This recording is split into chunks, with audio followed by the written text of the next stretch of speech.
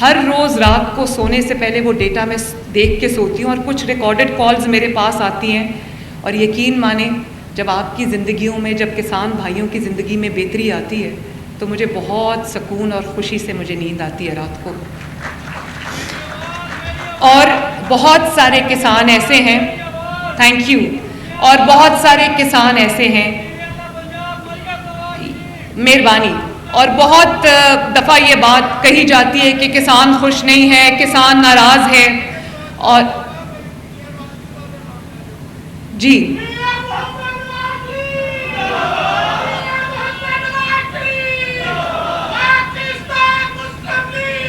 مہربانی، بہت مہربانی. نواز شریف صاحب ہی مجھے روز جب میں گھر جاتی ہوں کام سے، تو جب ان کو سلام کرنے جاتی ہوں تو وہ مجھے یہ کہتے ہیں کہ پنجاب کے عوام جو ہے وہ تمہاری ذمہ داری ہے، ان کی تکالیف کو دور کرنا تمہاری ذمہ داری ہے، ان کی زندگیوں میں بہتری لے کے آنا تمہاری ذمہ داری ہے، ان کو روزگار کے مواقع دینا تمہاری ذمہ داری ہے.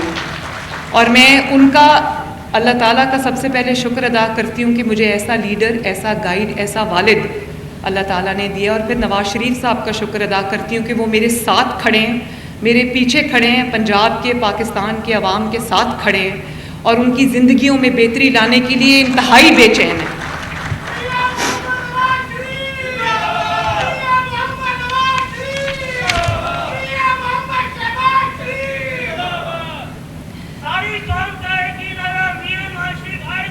انشاءاللہ ادھر ہی ہیں، وہ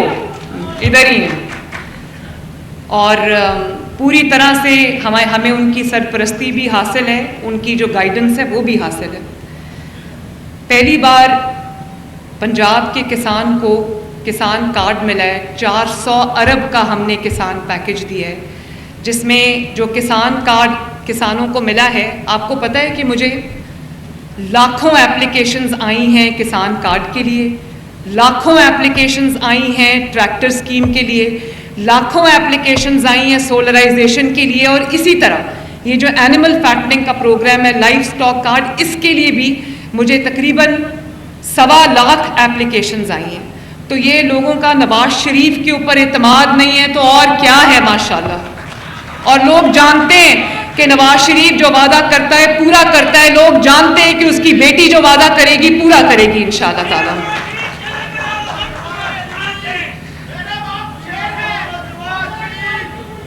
مہربانی، بہت مہربانی.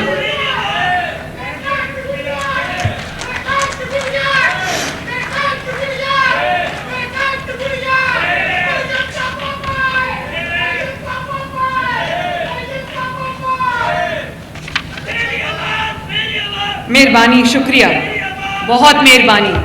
اور جو کسان کارڈ ہم نے کسانوں کو دیا، بہت لوگوں نے شروع میں کوشش کی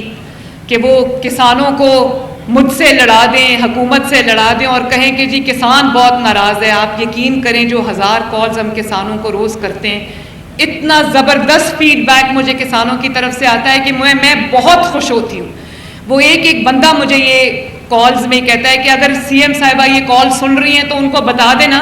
کہ انہوں نے آڑتی سے، مڈل مین سے ہماری جان چھڑوائی ہے، اور ہمیں سود فری جو ہے وہ انٹرسٹ فری قرضہ دیا ہے، جس کی وجہ سے ہم نے بیج بھی آرام سے خریدا ہے، کھاد بھی آرام سے خریدی ہے، اور جو کیڑے مار ادویات ہیں وہ بھی ہم نے آرام سے خریدی ہے. اور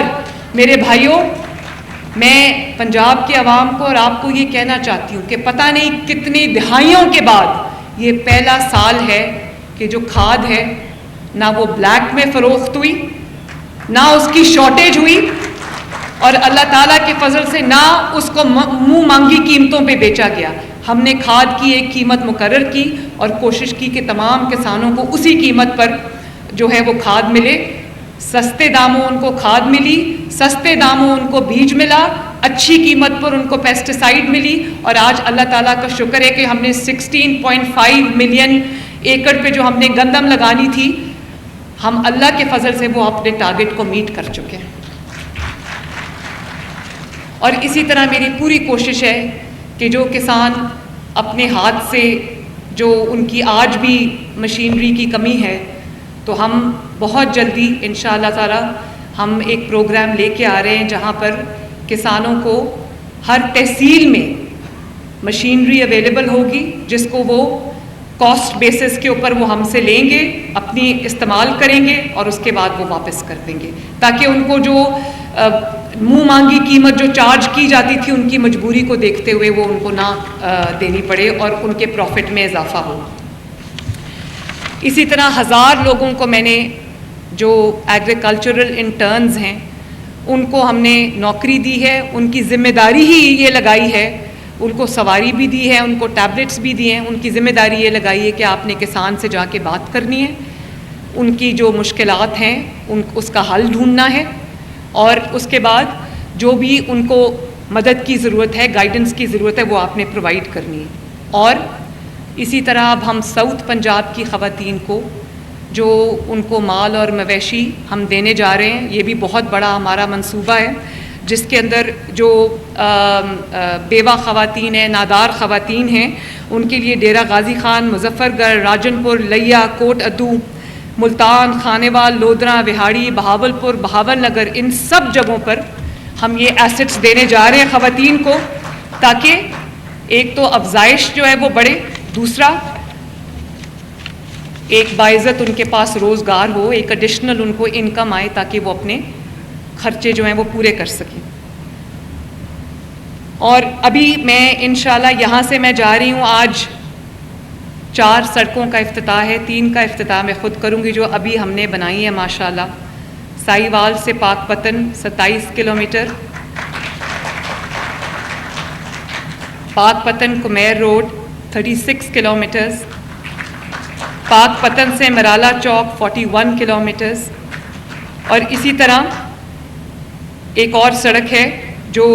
عارف والا بائی پاس پہ ہے، وہ ذرا دور ہے تو میں آج وہاں نہیں جا رہی۔ یہ 8 ارب روپے کی بلکہ اس سے زائد کی وہ سڑکیں ہیں جو ہم نے ابھی بنائی ہیں ماشاءاللہ، اور بھی بنا رہے ہیں، اور آپ کے 18 BHUs میں سے بیسک ہیلتھ یونٹس میں سے 15 کو ہم نے ری ویمپ کر دیا ماشاءاللہ، پاک پتن کے جتنے بھی ہیں۔ تو ہم سنتے تھے کہ لوگ کہتے تھے کہ جی سڑکیں بنانے سے کوئی قوم ترقی نہیں کرتی۔ بڑی حیرت کی بات ہے، کسی کی عقل پہ میں ماتم کروں، رہوں یا کیا کروں؟ اب آپ کو اگر سڑک اویلیبل نہیں ہوگی تو آپ اپنی جو آپ کا جو فارم ٹو مارکیٹ روڈ ہے، وہ آپ نے اپنی پروڈیوس لے کے جانی، وہ آپ کیسے لے کے جاؤ گے؟ جہاں سڑک بنتی ہے وہاں ترقی آتی ہے، سڑک کے بغیر کبھی کہیں ترقی نہیں آ سکتی۔ اور دوسرا جو میں نے فٹ اینڈ ماؤتھ ڈیزیز کی بات کی، یہ صرف جانوروں کو نہیں ہوتی، یہ انسانوں کو بھی ہوتی ہے۔ اور foot disease, foot and mouth کہتے ہیں نا، تو فٹ جہاں ان کا قدم اٹھتا ہے تو ملک کے خلاف اٹھتا ہے، اور جب ماؤتھ ڈیزیز کیا ہے، جب منہ کھلتا ہے تو گالی گلوچ اور بدتمیزی اور بدتہذیبی ہوتی ہے۔